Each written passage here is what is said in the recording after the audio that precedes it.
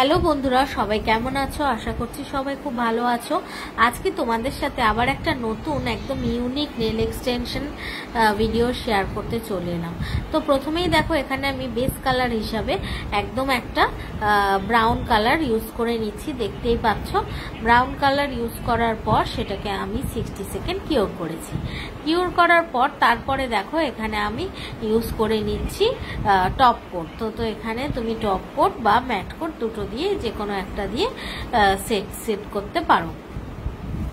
এরপরে দেখো, আমি এখানে টপ কোট দিয়ে সেট করার পর তারপরে দেখো আমি এখানে কার্ভিং জেল দিয়ে আজকে 3D আর্ট করব। তো ফয়েল পেপারের ওপরে দেখো, এখানে আমি আস্তে আস্তে করে মিডিলের পোর্শনটা রোজের যেরকম হয় সেরকম ভাবে করে নিচ্ছি, আর সিলিকন ব্রাশ দিয়ে আস্তে আস্তে স্প্রেড করছি। দেখতেই পাচ্ছ কিরকম ভাবে করছি।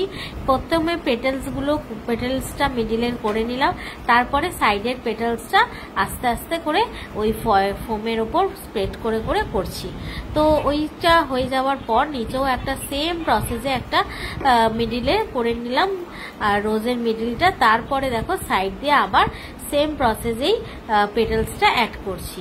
তো যেহেতু এটা প্রত্যেকটাই কিন্তু কার্ভিং জেল সেহেতু কিন্তু এক একবার করে লাগানোর সাথে সাথেই কিন্তু সিল করতে হবে, মানে কিওর করতে হবে, না হলে কিন্তু যেহেতু ওটা আঠার মতন একদম মানে সঙ্গে সঙ্গে কিন্তু না হলে উঠে যাবে।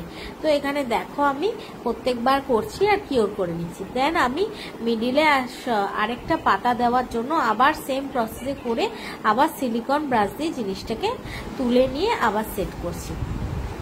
তো এটা ডিপেন্ড করে তুমি কি ধরো কতটা বড়ভাবে করবে, তো সেই অনুযায়ী কিন্তু তোমাকে করতে হবে পেটেলসগুলো।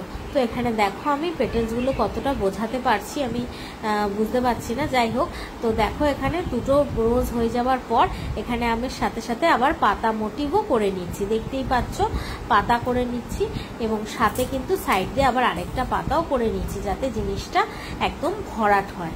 তো দেখো এখানে ভরাট করে নিলাম।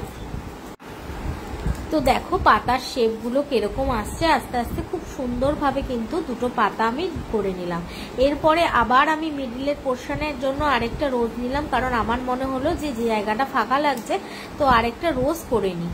তো সেই জন্য দেখো আমি মিডিলের যে পেঁচানো মতন অংশটা থাকে সেটাকে বসিয়ে নিয়ে আবার পাশ দিয়ে আমি কিন্তু পেটেলসটা করে দিচ্ছি। তো এখানে খুব একটা বেশি বড় করার দরকার নেই, আমি ছোট ছোট মানে ছোট থেকে বড় রোজ করেছি মিডিল দিয়ে। এরপরে দেখো একটু গ্যাপ থাকার জন্য আমি বিল্ডার জেল দিয়ে আজকে শুধু বিডস ছোট বড় বিভিন্ন রকম বিডস ইউজ করছি। যেহেতু মানে গোল্ডেন রঙের বিডস, আর আমার বেস কালারটা যেহেতু একদম খয়েরি কালার ছিল বা যদি বলো রেডিশ ব্রাউন টাইপের, তো সেই জন্য গোল্ডেনটা কিন্তু খুব সুন্দর লাগছে। তো দেখো এখানে ছোট থেকে বড় বিডস ইউজ করে নিলাম। কেমন হয়েছে অবশ্যই তোমরা জানাবে। আর প্রত্যেকটা পেটালসই কিন্তু আমি বারবার বলছি একবার করে সেট হয়ে যাওয়ার পর কিওর করে নিচ্ছিলাম, সেটা আর তো দেখানো হয়নি কিন্তু বলে দিলাম। তো দেখো কতটা সুন্দর লাগছে। তোমাদের কেমন লাগলো এই কার্ভিং জেল দিয়ে রোজ তোমরা অবশ্যই জানিও।